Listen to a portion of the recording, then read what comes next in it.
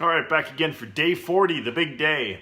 I'm recapping a little bit of what happened the day before here because I didn't write any more that evening. I arrived at the location by horseback. It took about 2 hours. The big heavy pack on my back, bouncing around that stupid horse for about 2 hours.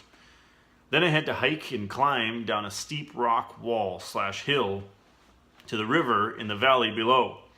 I was very tired and quickly found a place to make camp and start a fire. I didn't think it would rain, so I made a shelter mainly to keep out the wind.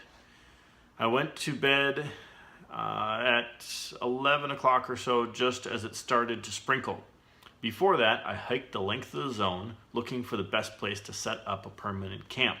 It's always one of the first things I did whenever I got to a location, is I tried to hike back and forth a little bit and try to find the edges of the zone if I could, and make sure that I had the best possible place for setting up a shelter. The first night was typically just the first quickest shelter I could get, and then the next day I would go and put up a more permanent shelter in the location I had scouted out before.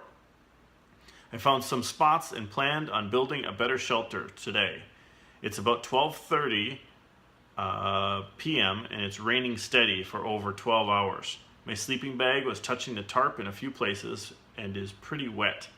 My feet are damp and cold. I'm hunkered down waiting for it to stop raining. No sign in sight. It will likely rain all day and I'll be here again tonight. This is very disappointing. I was excited for day 40, but this weather is a bummer.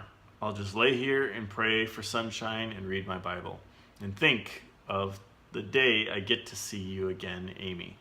I love you. Just passing 20 hours of rain. I've had to lay in my shelter the whole time. It's about 7 p.m. now. I read, prayed, and sang a lot today. That was another day that I did some singing, laying in that shelter, just trying to find little things to be thankful for. My feet were cold and kind of wet. My sleeping bag was getting wet from the rain running in underneath parts of my shelter. It was a pretty rough spot. And I remember laying there and thinking, oh, I'm so glad that my chest is dry and relatively warm. And just find small things to be thankful for and to find things to find joy in. And that really helps your motivation, keeps you going.